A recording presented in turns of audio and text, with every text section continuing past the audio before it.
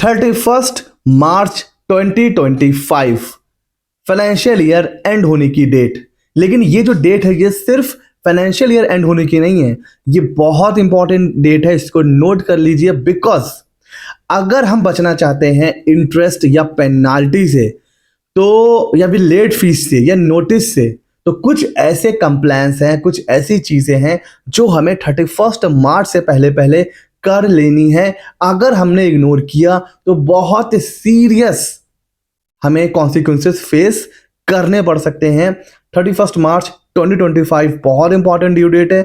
आइए देखते हैं हमें इससे पहले पहले कौन कौन से कंप्लायंस करने हैं। जो पहला कंप्लायंस है वो है इनकम टैक्स से रिलेटेड 15 मार्च।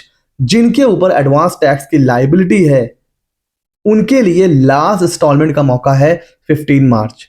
अब एडवांस टैक्स किसको पे करना होता है, वैसे तो इसके ऊपर एक पूरा डेडिकेटेड वीडियो है, आप देख सकते हो। मोटा मोटा मैं आपको बताऊं, आप अपनी पूरी टैक्स की लाइबिलिटी 24-25 की कैलकुलेट करिए।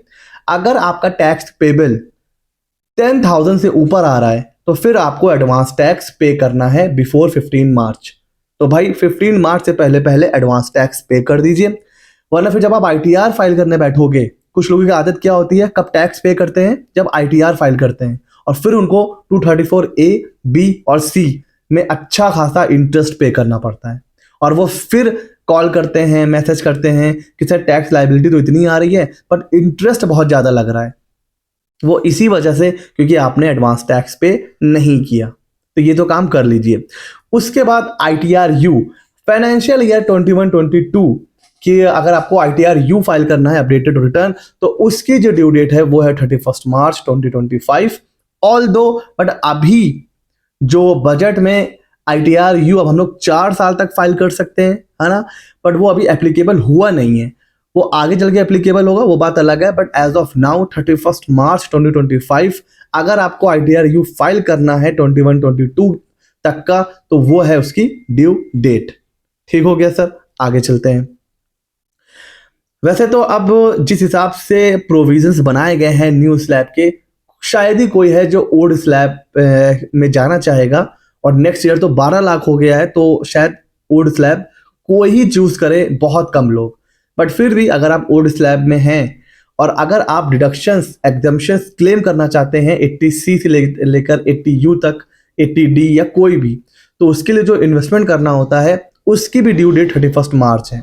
तो अगर आप ओल्ड स्लैब में रहना चाहते हैं और डिडक्शंस एग्जम्पशन क्लेम करना चाहते हैं, तो भाई उसके लिए आपको इन्वेस्ट करना है 31 मार्च से पहले पहले।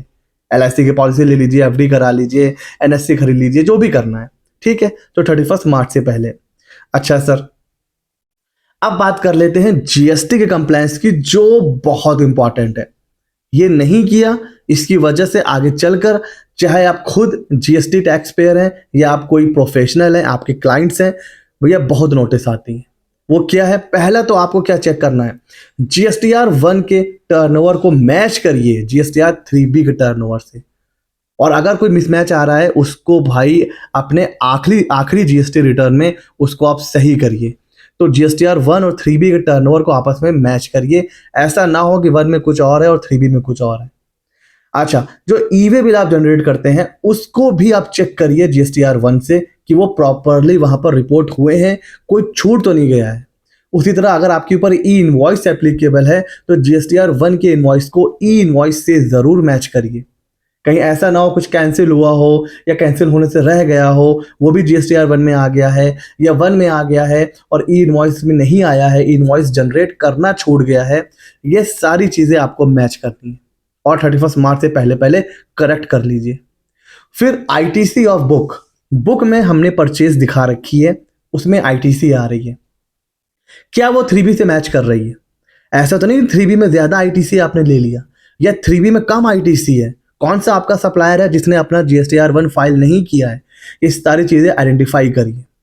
फिर अपने बुक की ITC को आप मैच करिए 2B से। पहले 2A चला करता था, अब हमें पता है 2B, तो अब 2B से मैच करिए अपने बुक की ITC को कि कहीं ऐसा तो नहीं है कि आपके बुक में ITC ज्यादा आ रही है, 2B में कम आ रही है। आइडेंटिफाई करिए सप्लायर को जिसने अपना रिटर्न फाइल नहीं किया है उनसे बोलिए कि भाई आप अपना रिटर्न फाइल करिए ताकि हम GSTR 2B में उसका ITC क्लेम कर सकें। और सेम चीज GSTR 3B में जो आपकी ITC आपने क्लेम करी है 2B से मैच करिए। कहीं ऐसा ना हो कि 3B में ज्यादा ITC आप क्लेम कर लो और फिर आपको आ जाए नोटिस। उसी तरह अब तो रिवर्सल के प्रोविजन है, अगर आपने 180 डेज में पे नहीं किया तो आपको रिवर्स करना है। आपके सप्लायर ने अगर टाइमली टैक्स पे नहीं करा तो भी आपको ITC रिवर्स करना है। और भी बहुत से प्रोविजंस हैं, तो पहले तो आपको रिवर्स करना है, वो चेक करना है कि प्रॉपर आपने रिवर्स करा है या नहीं।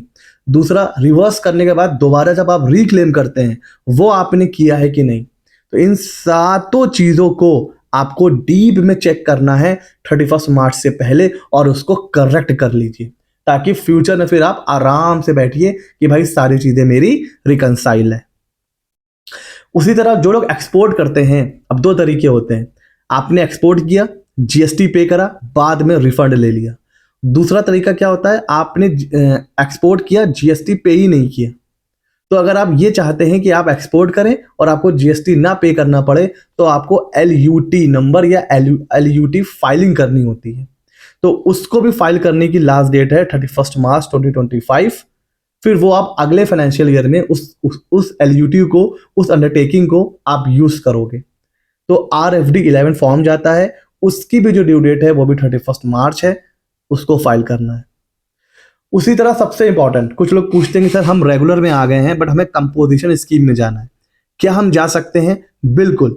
अगर आपको लग रहा है कि आपने रेगुलर में रजिस्ट्रेशन करवा तो लिया है बट अभी आपकी उतनी सेल नहीं हो रही है और आप कॉम्पोजिशन के लिए एलिजिबल हैं, तो आप रेगुलर से कॉम्पोजिशन में स्विच कर सकते हैं।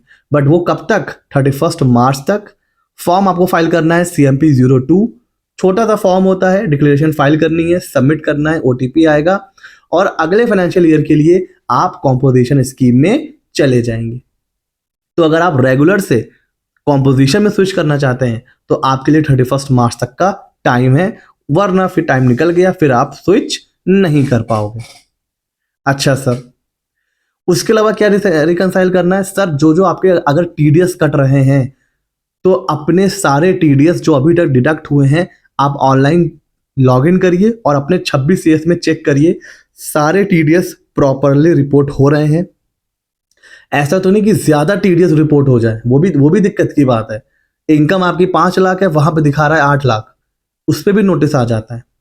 AIS TIS चेक करिए, कहीं ऐसा तो ना हो कि कोई फाइनेंशियल ईयर में ऐसी एंट्री आ रही है जो डबल डुप्लीकेसी हो रही है या जो आपसे रिलेटेड है ही नहीं। इस सारी चीजें चेक करिए। और फिर सबसे important, GST versus income tax, आप ये चेक करिए कि भाई इनकम टैक्स में जो टर्नओवर शो हो रहा है AIS TIS में और GST में, क्या ये मैच कर रहा है? अगर TDS कटता है आपके आउटपुट लाइबिलिटी पे तो उससे चेक करिए। तो आपको GST के टर्नओवर को इनकम टैक्स के टर्नओवर से भी मैच करना है। और आपको अपना टर्नओवर जो अलग अलग लॉज हैं उसके हिसाब से भी आपको अपना टर्नओवर रिकंसाइल करना है। कैसे? कॉम्पोजिशन स्कीम की जो लिमिट है वो है 1.5 CR। अब आप ये चेक करो भाई, इस साल ये जो फाइनेंशियल ईयर एंड होने वाला है, अगर आपका टर्नओवर 1.5 CR को क्रॉस कर चुका है तो भाई फिर आप कॉम्पोजिशन के लिए नहीं जा सकते हो, फिर आपको नेक्स्ट ईयर क्या करना है? रेगुलर स्कीम ऑप्ट करनी है। उसी तरह आप GST में नहीं हो, आपका टर्नओवर 20 लाख 40 लाख क्रॉस कर चुका है, भाई तुरंत GST के लिए अप्लाई करिए। या अगर आपको लग रहा है कि अभी मेरा टर्नओवर जस्ट 40 लाख क्रॉस होने वाला है, 30 लाख हुआ है, 35 लाख हुआ है, अब ये मैं आपको एक तरीका बता रहा हूं। अब आपको लग रहा है कि आपका टर्नओवर है 30 लाख और 40 लाख पे है GST रजिस्ट्रेशन, तो भाई थोड़ी सी सेल को, जो सेल होने वाली है ना फरवरी मार्च में, उसको आप क्या करो, थोड़ा सा पोस्टपोन कर दो और अप्रैल में कर लेना। उससे क्या होगा, आपका टर्नओवर 40 लाख के नीचे रहेगा, एटलीस्ट आप GST से बच जाओगे, बिकॉज 40 लाख की लिमिट पूरी फाइनेंशियल ईयर में है ना। तो हाँ, अगर तो आप इसको थोड़ा सा अगर आप बढ़ा सकते हो तो आप बढ़ा सकते हो, इससे आप GST से बच सकते हो। बट हाँ, अगर आपके एक्चुअल सेल भैया क्रॉस हो रही है फिर तो आपको GST लेना है। ये मैं आपको एक तरीका बता रहा हूँ कि अगर आपको लग रहा है कि भाई मेरा टर्नओवर, अगर मैं अपनी सेल को थोड़ा सा पोस्टपोन कर सकता हूँ तो आप कर दीजिए और आप GST रजिस्ट्रेशन से बच सकते हो। ठीक हो गया सर। तो ये वो इंपॉर्टेंट कंप्लायंस है जो आपको 31 मार्च से पहले पहले कर लेना है। ऐसे ही इंपॉर्टेंट अपडेट्स मैं अपने चैनल पर लाता रहता हूं। कैसा लगा वीडियो हमें जरूर बताइएगा। मिलते हैं अगले नॉलेजेबल वीडियो में।